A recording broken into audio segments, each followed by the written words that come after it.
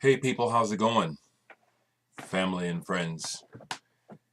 So, straight to business because once again, it's funny how I'm retired and my days are just all of a sudden full. I'm really happy to say that I'm not sitting up here in front of the computer all day. I like it when I can sit up here when I feel like it, but man, it's just really cool. I have some acting to do in a film. I just got asked to do some voice work. I'll find out later today, is this for someone's record or is this for a commercial? Fun little things. I want to thank the teacher, but I got several things on my mind. Um, so I'll do that first and then I'll talk about some other things. Yesterday afternoon, I came back from the studio where I've started the process of remastering, looking at a fall release for Dereck 2. Okay, teacher first. Robert, you did let me know in a personal message that you had something coming and it wasn't vinyl. It's fine. You sent me some fantastic music. Teacher picked up on the fact that I'm a huge Prince fan. I really do admire Prince, and I actually tried to meet him a few times to no avail. I think I got some of my records backstage. They probably ended up in the garbage, but at least I got the records. I saw him go backstage. It probably went in the garbage, but anyway, I dig Prince, and teacher sent me some burned CDs, and he sent me Rainbow Children, which I already have. So I let him know, thank you. I already have this on the computer. Don't have the vinyl or the CD. Now I have a burned CD. He sent me three things I did not have. He sent me C Note, which is great. Teacher did me right. He sent me a note, of course, explaining. Thank you so much, Robert. But he also sent detailed sheets, information sheets for each album, which is just awesome. Thank you so much, my friends. So for C Note, here's for C Note. And I played all these, not all the way through, but I played News and C Note all the way through. Now, being a real Prince fan, yeah, I knew about Prince's ability to play beyond pop and R&B. He has jazz chops. Prince is pretty badass, actually. He's quite a musician, and these jams and these sound checks, as well as the One Night Live, One Night Alone at Last, awesome. You hear all the musicianship. I was thinking to myself as I listened to some of the jazzier things, could Prince hold his own with some real jazzers? I mean, some real serious players? Yeah, I think he could. I don't know about all of his band members. Some of them could. Being a person who does know about playing jazz, I'm not totally schooled, but I played enough and learned enough. I can play jazz. I know how to work through changes. I understand how to work with chords, even though I don't understand it on paper. Some of the playing here is pedestrian in the band. Prince's playing is above that. The drummer is on time. So critically speaking, it's like, it's fantastic stuff, but as a musician, I also hear where, all these musicians could not hack as true jazz players. They're excellent players, though, and I think Prince could. I think Prince would be challenged to play with certain caliber of jazz musicians, but I think he could hack it. But the main thing I want to say, because all these thoughts come out when I listen to this music, my critical thinking comes out, especially when it comes to commercial artists and people's perceptions of how great they are, and they are great. Prince is great. I don't think he's always been able to surround himself with great players. But Teacher, bump me up, I'm going to get some new printing cartridges and make some covers for these, because that's how I like to do. Thank you so much, Teacher. It was a real nice addition to my day yesterday. I'm glad that I was able to get a clip from the Rick Agnew show up. That's all I've seen is that one clip. I haven't seen any of the the total footage of the show, which I'm really looking forward to. I'm well aware of the mistakes that we made, but I also know that, as you can see from that one clip, the energy was high, and overall our performance was really good. I dare say that even, you can see, I think you can see and hear why Rick was so impressed with the band, and he hired us, you know what I'm saying? We're already planning the tour. I'll be talking to him today, as a matter of fact. But we're looking at an August 2-week stand in the Midwest to start with. To start with the Midwest, that will take us to Chicago, Madison, Milwaukee, probably Kansas City, possibly St. Louis. So, Mr. Hall of Fame, I'll let you know.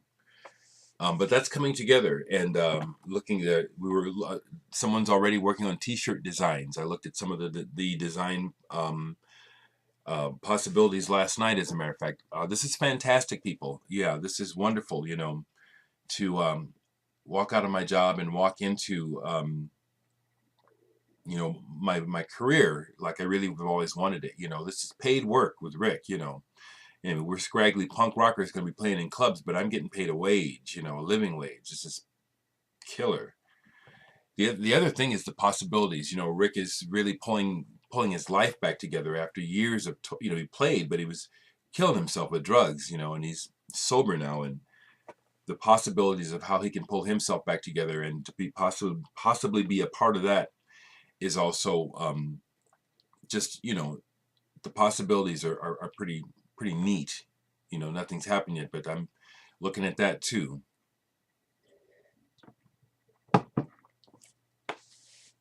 Oh man,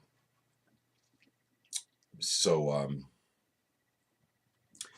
so to talk about music a little bit before I go, I did listen to this Alvin Curran, Andrea Centazzo, Evan Parker Real Time. Anders in Stockholm is a good person to talk to about jazz. He really, really can articulate his understanding of this process and this art form well, which I really appreciate. And I'll speak to you directly, Anders, because I know that you'll watch this. You had made the comment that, you really only like to listen to seasoned, well-schooled improvisers, not amateurs. There is a difference. There absolutely is a difference between people who have technique, have an understanding, have a grounding in improvisation, as opposed to people who get together and maybe can have a bright moment, because that can happen, But what I'm about to say is this is of the highest caliber. It is amazing, truly, for the person who is able to let go of preconceptions and expectations. Listening to improvisation, especially on this level, Evan Parker, how does a person get inside of the sound of an instrument so well? Evan Parker's playing is beyond mastery of technique. It's like these techniques or these ways of approaching his instrument are all about unlocking this expression. And the players here, Centazzo and Curran, my goodness. Good improvisation can be like a conversation, but excellent improvisation is when everyone kind of gets to that point with, oh, that's what you were talking about. I'm down. Here we go. And all of a sudden, there is this living flow of creation of sound where the players have let go literally of their egos, and the music has completely taken a life of its own. It's here on the grooves to be heard. You do have to learn how to recognize it. Maybe you can be the sort of organic, innate listener who just gets this sort of music. But you can learn how to appreciate this stuff. And when you do, it's just some of the most amazing things that can experience, and it's beyond just listening, it's an experience. There are points on this album yesterday where it's like I had to put down what I was doing because I was working. I did another collage yesterday. I love it. I had to stop because the music had taken over.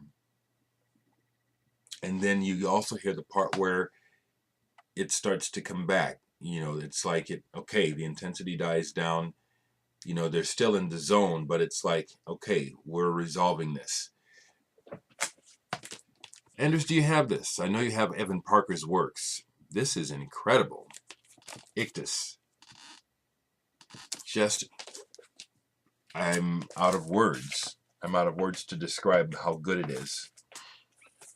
I pulled something else and listened to side 2 of this yesterday. Really enjoyed side 2 of E Luxo So by LaBradford. Kind of slow-moving, ambient, repetitive, slightly drony. Excuse me. Side 2 I like the best of this.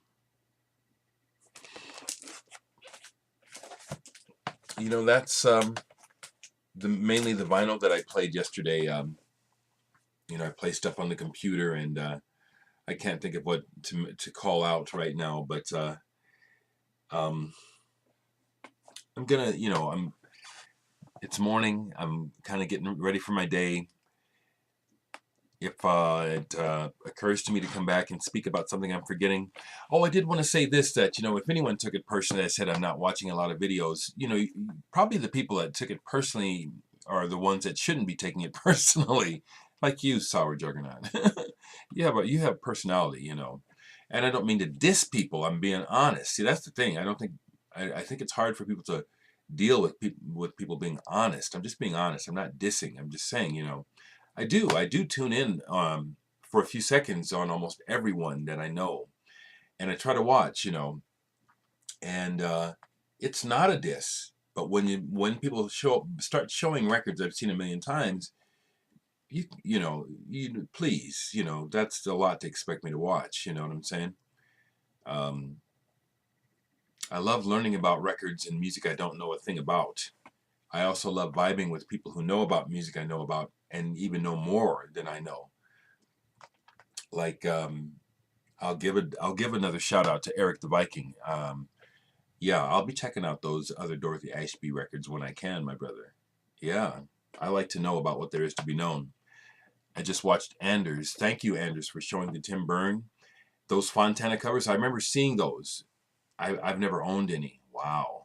Yeah, those would be something to have. And I did notice the stylized artwork and wondered about it. So that's a series, huh? Don't have a single one of them. See, that shit blows me away. I love seeing stuff like that.